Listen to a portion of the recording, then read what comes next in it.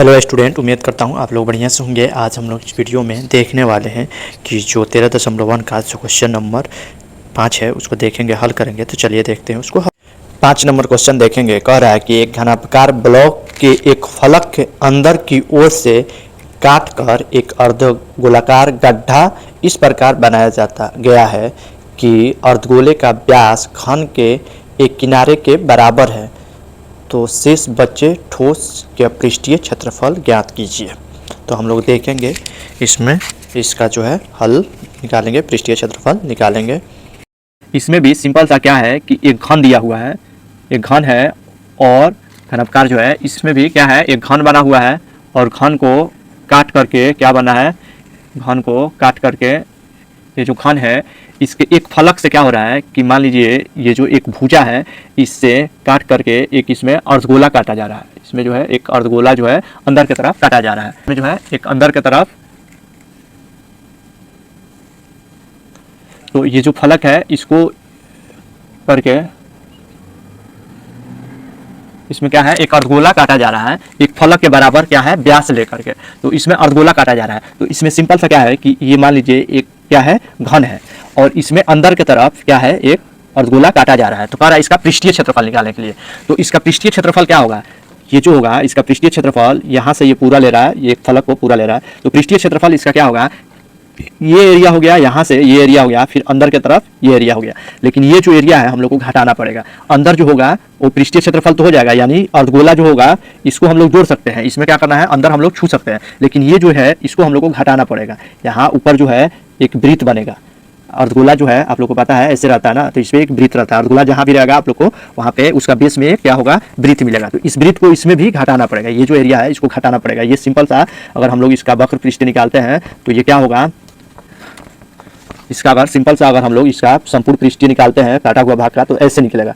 ये जो है ऐसा होगा, तो ये जो है ऐसे मिलेगा। क्यों, क्योंकि इसमें क्या हो रहा है कि ये क्या हो जाएगा, यहाँ ये जो है हम लोग को मिला हुआ है। तो अभी अगर हम लोग क्या करते हैं, घन का पृष्ठीय निकाल के और ये जो है अर्धगोला का पृष्ठीय निकाल के जोड़ देते हैं, तो ये जो भाग है ये हम लोग को घटाना पड़ेगा। तो इसके लिए हम लोग क्या करेंगे, सिंपल सा क्या करेंगे कि घन का हम लोग मानेंगे, यहाँ पे कुछ नहीं दिया है, माना कि घन का क्या है, भुजा, घन का भुजा जो होगा वो क्या हो जाएगा, ए हो जाएगा, तथा अर्धगोला का त्रिज्या जो होगा उसको हम लोग आर मान लेंगे, आर ले लेंगे। दोनों बराबर हो जाएगा, दोनों बराबर होगा क्योंकि इसमें भी कह रहा है कि बराबर है, तो ये दोनों बराबर हो जाएगा। अब देखिए हम लोग को निकालना क्या है, पृष्ठीय क्षेत्रफल, ठोस का पृष्ठीय क्षेत्रफल लिखेंगे। चाहे बचा हुआ भाग क्या कर रहा है तो हम लोग लिखेंगे बचा हुआ भाग का क्षेत्रफल।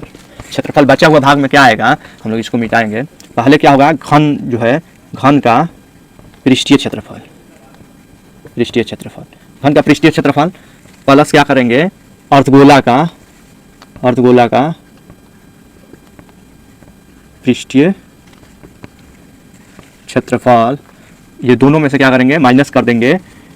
ये जो है क्या है, यहाँ पे दोनों में से माइनस कर देंगे वृत्त का क्षेत्रफल, वृत्त का क्षेत्रफल करेंगे।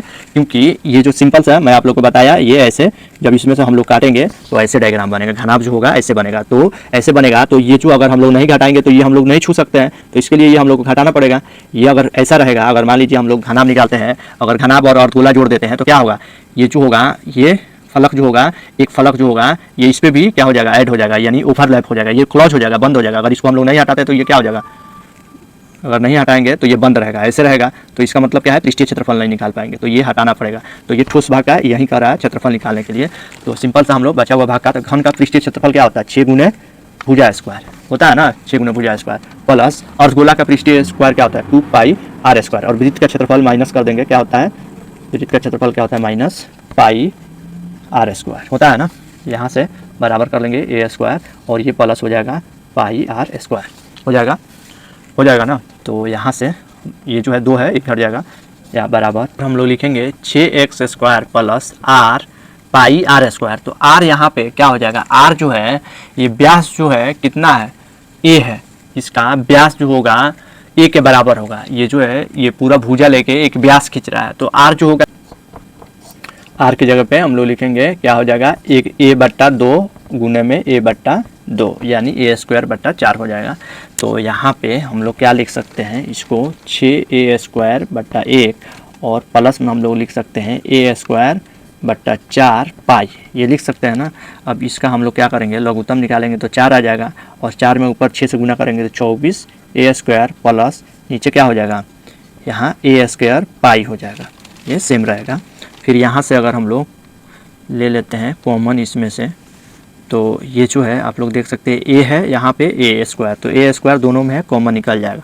इसमें बचेगा क्या, इसमें बच जाएगा हम लोग का क्या बचेगा, 24 प्लस पाई बट्टा में 4, ये फाइनल आंसर।